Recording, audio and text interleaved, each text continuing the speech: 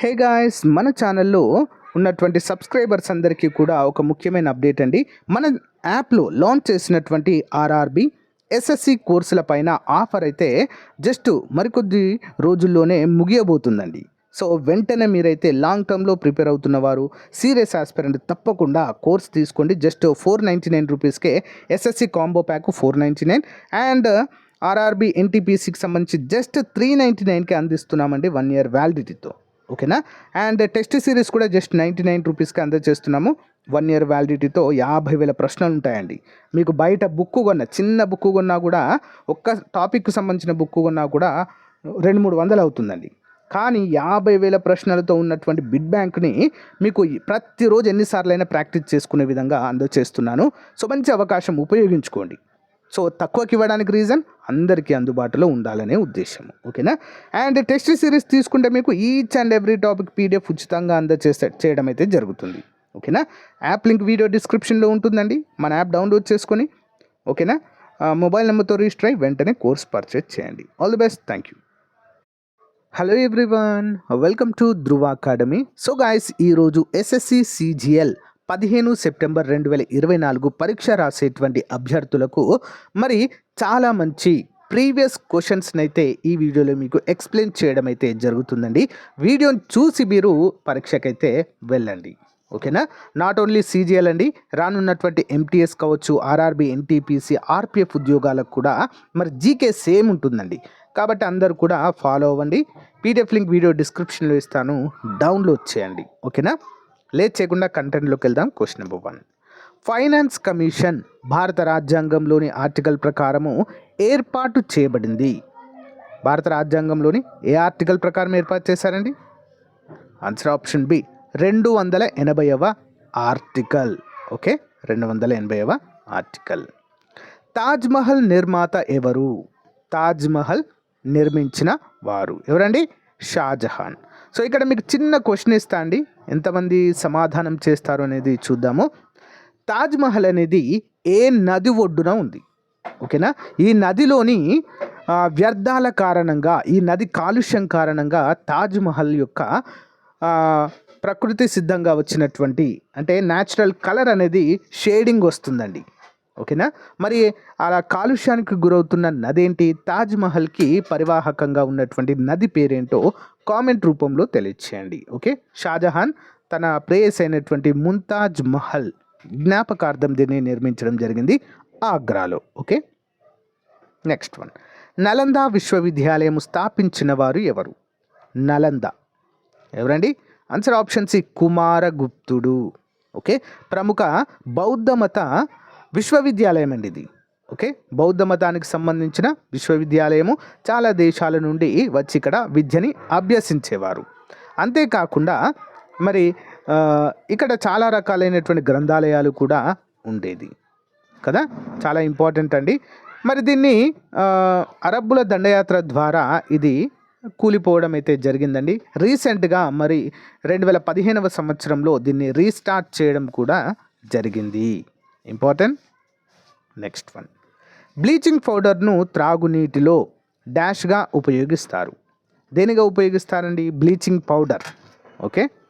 Answer వచ్చేసి option B అండి, క్రిమి సంహారకముగా ఉపయోగిస్తారు. దేనిగా అండి? క్రిమి సంహారకముగా. ఇంపార్టెంట్. నెక్స్ట్. నిమ్మరసం యొక్క pH అంచనా ఎంత? Dash pH. Answer option D అండి, 7 కంటే తక్కువగా ఉంటుంది. ఓకేనా. నిమ్మరసము సిట్రిక్ యాసిడ్ ఉంటుంది ఇందులో. మరి ఇందులో దీని యొక్క pH 7 కంటే తక్కువగా ఉంటుంది. Next one. వాషింగ్ సోడాని డాష్ అని కూడా అంటారు. వాషింగ్ సోడాని డాష్ అంటారు. ఏమంటారండి? ఆన్సర్ ఆప్షన్ సి అండి, సోడియం కార్బోనేట్ అంటారు. ఏమంటారు? Sodium carbonate. Next one. Baking సోడాని డాష్ అని కూడా అంటారు. బేకింగ్ సోడా, వంట సోడా అంటాము తెలుగులో. ఏమంటాము? Option A, sodium bicarbonate.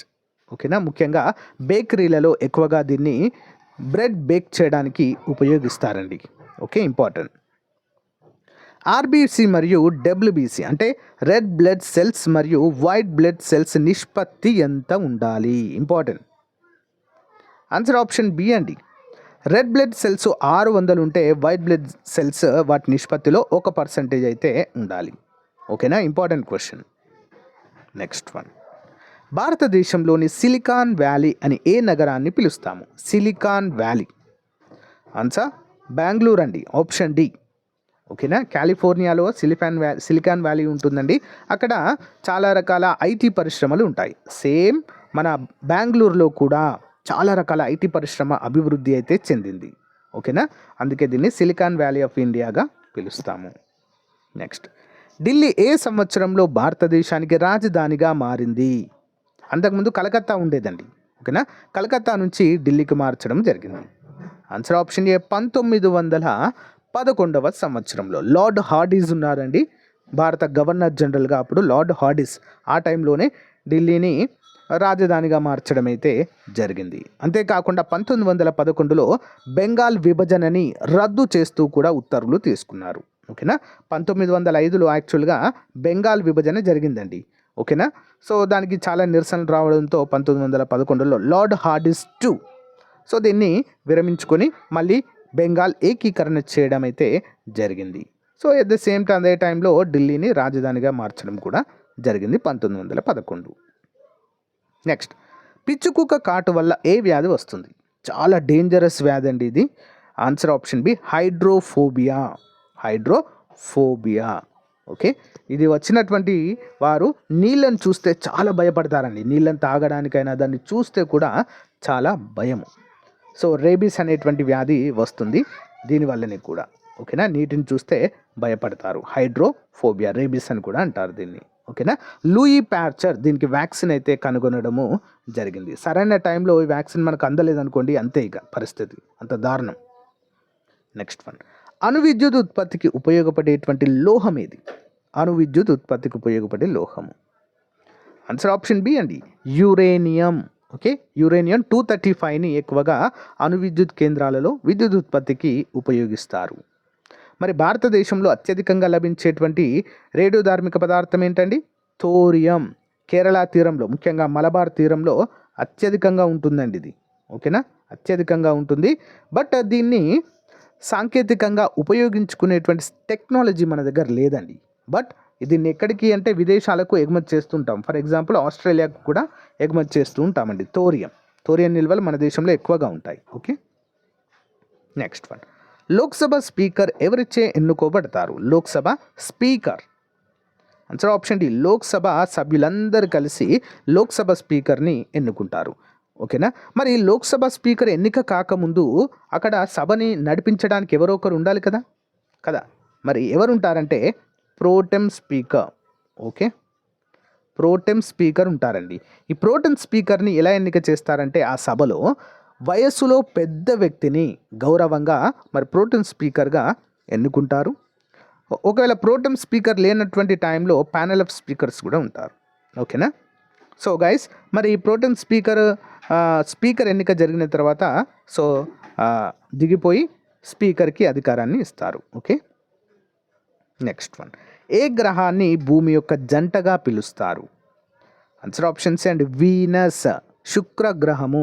గ్రహాలన్నింటిలో కూడా అత్యంత ప్రకాశవంతంగా ఉండేటువంటి గ్రహము వీనస్ అండి. ఎందుకు? రీజన్ ఏంటి? ఇక్కడ కార్బన్ డైఆక్సైడ్ నిల్వలు అత్యధికంగా ఉంటాయి. దీన్ని భూమి యొక్క కవల గ్రహంగా, భూమి యొక్క జంట గ్రహంగా.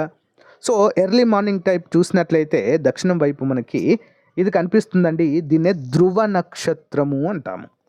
ధ్రువ నక్షత్రంగా ఇది కనిపిస్తుంది. ఓకేనా, సో మార్నింగ్ స్టార్ అని కూడా పిలుస్తారు దీన్ని. Important question. బట్ ఇదేంటి? ఇది ఒక గ్రహము, వీనస్. నెక్స్ట్, జమ్మూ కాశ్మీర్ ప్రత్యేక హోదాకు సంబంధించిన ఆర్టికల్ ఏది? ఏంటండి? 370 ఆర్టికల్ అండి. ప్రజెంట్ అయితే రద్దు చేశారు. ఓకేనా, 370 ఆర్టికల్ని రద్దు చేసి జమ్మూ కాశ్మీర్ని రాష్ట్రాన్ని 2 కేంద్రపాలిత ప్రాంతాలుగా విభజించడం అయితే జరిగింది 2019. ఐ థింక్ సెప్టెంబర్ 29, ఎగ్జాక్ట్లీ నాకు ఐడియా లేదు. బట్ సెప్టెంబర్ 29 ఆ టైంలోనే, 21 or 29, 2019. ఓకే, గమనించాలి. నెక్స్ట్ వన్, ఎక్సోక్రైన్ మరియు ఎండోక్రైన్ రెండు ఏ గ్రంథి? ఎక్సోక్రైన్ మరియు ఎండోక్రైన్ అనేది ఏది గ్రంథి అంటే 2 లక్షణాలు ఉంటాయి. ఆప్షన్స్ అండి, ప్యాంక్రియాస్ అంటారండి. Pancreas important question. Next one, నాళ వినాళ గ్రంథి అని అర్థం. పత్తికి ఏ నేల బాగా సరిపోతుంది? పత్తి, ఓకేనా. వైట్ గోల్డ్ అంటారండి పత్తిని మనము, ఓకేనా. ఆన్సర్ ఆప్షన్ బి రేగూర్, అంటే నల్ల రేగడి నేలలు చాలా ఫేమస్ అండి. ఓకే, తనను తాను దున్నుకునేటువంటి నేలలు నల్ల రేగడి నేలలుగా మనము పిలుస్తాము. ఓకే, భారతదేశంలో అత్యధికంగా ఎర్ర నేలలు ఉంటాయి. దాని తర్వాత నల్ల రేగడి నేలలదే రెండవ స్థానము. పత్తికి చాలా అనుకూలము. నెక్స్ట్ వన్, అత్యధిక వ్యర్థ భూములను కలిగి ఉన్న రాష్ట్రం ఏది? బీడు భూములు అండి. అత్యధికంగా బీడు భూములు ఉన్న రాష్ట్రం ఏంటి? Of course Rajasthan. ఎందుకండి? తారెడారి ఉంటుంది అక్కడ కాబట్టి కదా, తారెడారి ఉంటుంది కాబట్టి ఆ భూమిని యూజ్ చేయలేము. నెక్స్ట్, మూత్రం యొక్క రంగు పసుపు రంగులో ఉండడం వల్ల డాష్ ఏమవుతుందండి? దేనివల్ల? ఆప్షన్ ఏ యూరోక్రోమ్ అనేటువంటి పదార్థం వల్ల మూత్రం పసుపు రంగులోనికి మారుతుంది. ఓకేనా, ఇంపార్టెంట్. మనము వాటర్ కంటెంట్ అనేది ఎక్కువ తీసుకోకపోవడం వల్ల యూరోక్రోమ్ అనేది ఎక్కువగా అయ్యి మూత్రం అనేది పసుపు రంగులో వస్తుంది. అప్పుడప్పుడు గమనించండి. ఓకేనా, వాటర్ ఎక్కువగా తీసుకున్నప్పుడు వైట్గానే ఉంటుంది. ఇంపార్టెంట్. నెపోలియన్ ఆఫ్ ఇండియా అని ఎవరిని పిలుస్తాం? నెపోలియన్, ఇండియన్ నెపోలియన్ ఎవరండి? సముద్రగుప్తుడు. ఇంపార్టెంట్ క్వశ్చన్, సముద్రగుప్తుడు. సో ఇక్కడ చంద్రగుప్త 2 కనుక చూసినట్లయితే ఈయన దగ్గర నవరత్నాలు ఉండేవారండి. నవరత్నాలు కవులండి. కుమారగుప్తుడు మరి భారతదేశంలో నలంద విశ్వవిద్యాలయాన్ని నిర్మించిన టైంలో భూమిని దానం చేసినటువంటి ఈ గుప్త రాజు. ఇంపార్టెంట్. నెక్స్ట్ వన్, భారతదేశంలో అతిపెద్ద నదీ పరివాహక ప్రాంతం ఏది? భారతదేశంలో అతిపెద్ద నదీ పరివాహక ప్రాంతం ఆప్షన్ డి అండి గంగా బేసిన్. ఓకేనా, అంటే గంగా నది డెల్టా. ఇంపార్టెంట్ క్వశ్చన్ అండి. నెక్స్ట్ వన్, అమర్కంటక్ వద్ద ఉద్భవించే నది ఏది? Amarkantak. Answer option C Narmada. భారతదేశంలో పగులు లోయ గుండా ప్రవహించేటువంటి ఏకైక నది అండి. ఏకైక కాదు, ఇంకోటి ఉంటుంది. నర్మదా, తవి అనేటువంటి నదులు పగులు లోయ గుండా ప్రవహించి మరి అరేబియా సముద్రంలో కలుస్తాయి. ఇవి ఎలాంటి డెల్టాను ఏర్పరచినటువంటి నదులండి. ఇంపార్టెంట్. ఓకేనా, గమనించాలి.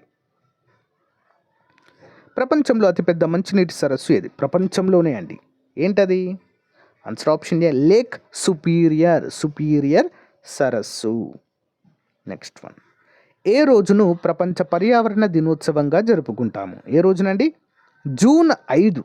ఓకేనా, ప్రపంచ పర్యావరణ దినోత్సవాన్ని జరుపుకుంటాము. నెక్స్ట్ వన్, ల్యాండ్ లాక్డ్ సముద్రం ఏది? ల్యాండ్ లాక్డ్ అంటే ఏంటండి? సో ఈ విధంగా మధ్యలో ఉంటుంది, చుట్టూ అన్ని దేశాలే ఉంటాయండి.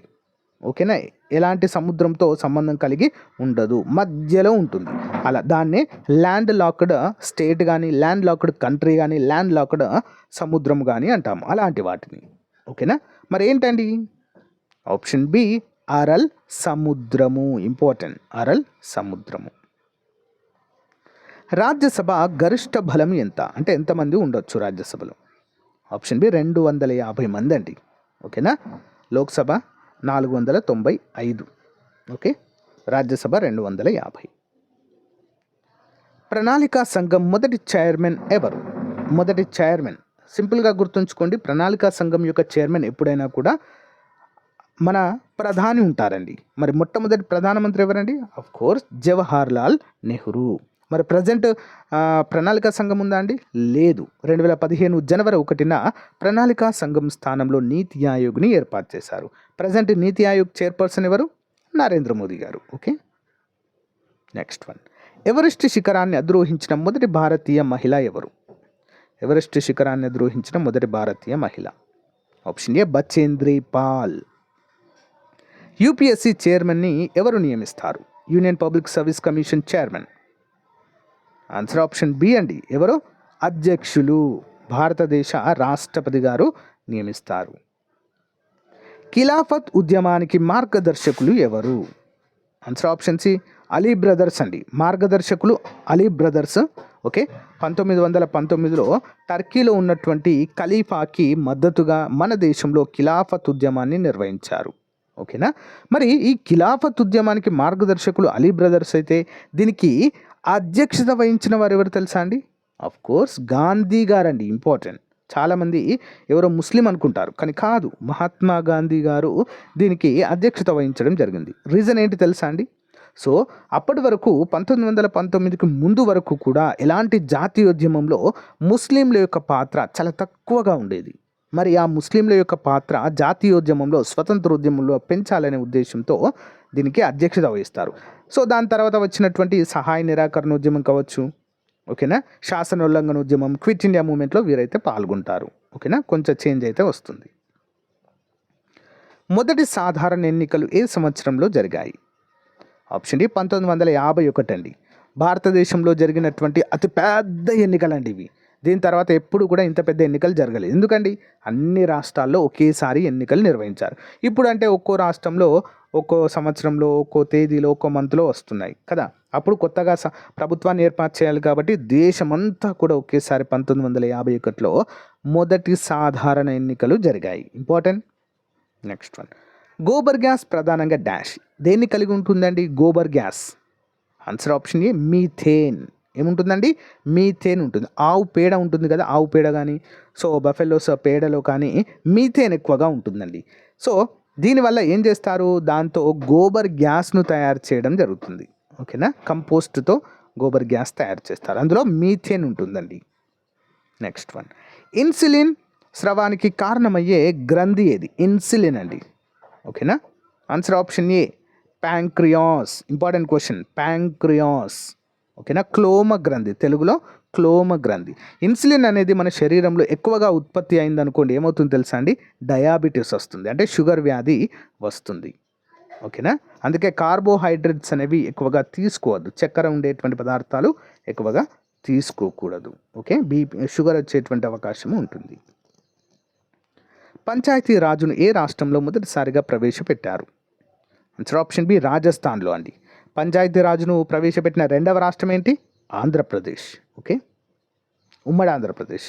వెచ్చని సముద్ర ప్రవాహం ఏది క్రింది వాటిలో? వెచ్చని సముద్ర ప్రవాహము. Answer option D Gulf Streams అండి. Important question, Gulf Streams. క్రింది వాటిలో యురేనియం ఉత్పత్తిలో అగ్రగామిగా ఉన్న దేశం ఏది? యురేనియం. ఆప్షన్ బి కెనడా అండి. కెనడాలో అత్యధికంగా మరి యురేనియం అనేది ఉత్పత్తి జరుగుతుంది. Important. Next one, Arya Samaj స్థాపించినది ఏది? ఆర్య సమాజ్. Option A Swami Dayananda Saraswati. ఎవరండి? స్వామి దయానంద సరస్వతి. నెక్స్ట్, అతి చిన్న భూభాగం ఉన్న రాష్ట్రం ఏది? అతి చిన్న భూభాగం ఉన్న రాష్ట్రం. ఇంపార్టెంట్. ఆన్సర్ గోవా అండి. భారతదేశంలో అతి చిన్న రాష్ట్రం వైశాల్యం రీత్యా. నెక్స్ట్ వన్, ఏ గవర్నర్ జనరల్ డాక్ట్రిన్ ఆఫ్ ల్యాబ్స్తో సంబంధం కలిగి ఉన్నారు? ఏ గవర్నర్ జనరల్ డాక్ట్రిన్ ఆఫ్ ల్యాబ్స్తో సంబంధం కలిగి ఉన్నారు? ఆన్సర్ ఆప్షన్ ఏ అండి Lord Dalhousie. Doctrine of lapse అంటే ఏంటి తెలుసా అండి? రాజ్య సంక్రమణ సిద్ధాంతము. ఇంపార్టెంట్ క్వశ్చన్ అండి. అంటే ఏ రాజ్యంలో అయితే సంతానం ఉండదో రాజులకి, వారి యొక్క రాజ్యాన్ని విలీనం చేసుకొని స్వాధీనం చేసుకునేటువంటి ఒక సిద్ధాంతం అండి ఇది. ఓకేనా, చాలా important. Doctrine of labs, lord Dalhousie. Next one, Congress మొదటి మహిళా అధ్యక్షురాలు ఎవరు? ఎవరండి? 1916లో మరి యానీ బెసెంట్ అండి. ఎవరండి? Annie Besant. ఐరిష్ ఉమెన్ అండి, అనీవుడ్ అని కూడా పిలుస్తారు వీరిని. భారతదేశ మొదటి జాతీయ కాంగ్రెస్ మొదటి అధ్యక్షురాలుగా వీరు పనిచేశారు. వీరు విదేశీయురాలు. మరి భారతదేశానికి సంబంధించిన వారు ఎవరంటే 1925లో సరోజినీ నాయుడు అండి. సరోజినీ నాయుడు గారు భారతదేశానికి సంబంధించిన మొదటి భారత జాతీయ కాంగ్రెస్ అధ్యక్షురాలు. క్రింది వాటిలో చర్మం ద్వారా శ్వాసించేది ఏది? చర్మ శ్వాసక్రియ జరిపే జంతువు ఏంటండి? ఆప్షన్ బి కప్ప అండి. కప్ప ఒక ఉభయచర జీవి, బయట బ్రతకగలదు, నీటిలో కూడా బ్రతకగలదు. బయట ఉన్నప్పుడు మరి శ్వాసేంద్రియాలతో అంటే ముక్కుతో శ్వాసించగలదు, నీటిలో ఉన్నప్పుడు చర్మం ద్వారా శ్వాసించగలదు. Next one, father of economics అని ఎవరిని పిలుస్తారు? ఫాదర్ ఆఫ్ ఎకనామిక్స్, అర్థశాస్త్ర పితామహుడు. Option C Adam Smith. Adam Smith. విద్యుత్ యొక్క అత్యధిక కండక్టర్ ఏ మూలకము? విద్యుత్ యొక్క అత్యధిక కండక్టర్ అంటే విద్యుత్ను తన గుండా ప్రసరింప చేసేటువంటి మూలకం ఏంటండి? ఆప్షన్ డి వెండి అండి. వెండి నుండి అత్యధికంగా విద్యుత్ ప్రసారం జరుగుతుంది. మరి మన విద్యుత్ తీగల్లో ఎందుకు ఉపయోగించమంటే కోర్స్ ఇది చాలా ఎక్స్పెన్సివ్. ఓకేనా, కాబట్టి వెండికి బదులుగా దానికంటే కొంచెం విద్యుత్ను ప్రవహించేటువంటిది రాగి అండి. అంటే సెకండ్ ప్లేస్లో ఉంటుంది రాగి. సో రాగిని ఉపయోగిస్తాం. భారత రాజ్యాంగ పితామహుడిగా ఎవరిని పిలుస్తారు? రాజ్యాంగ పితామహుడు ఎవరండి?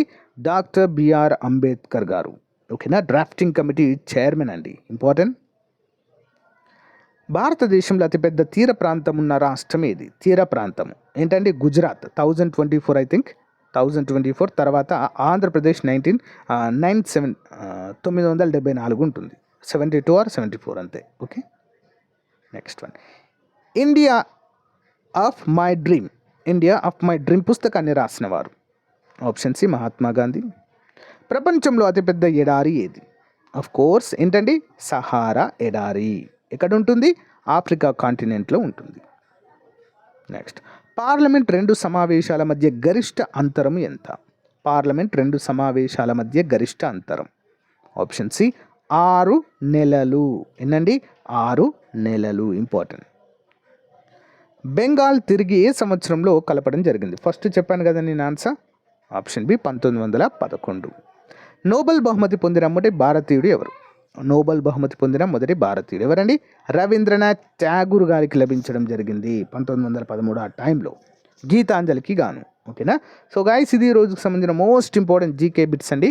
మీకు రానున్నటువంటి సీజీఎల్ కావచ్చు, ఎస్ఎస్సి ఎంటీఎస్ కావచ్చు, జీడీ కావచ్చు, సిహెచ్ఎస్ఎల్ టైర్ 2 ఎగ్జామ్కి కావచ్చు, RPF, okay, RPF SI constable మరియు ఎన్టీపీసీ గ్రూప్ డి కూడా చాలా బాగా యూస్ఫుల్గా ఉంటాయి. ఓకేనా.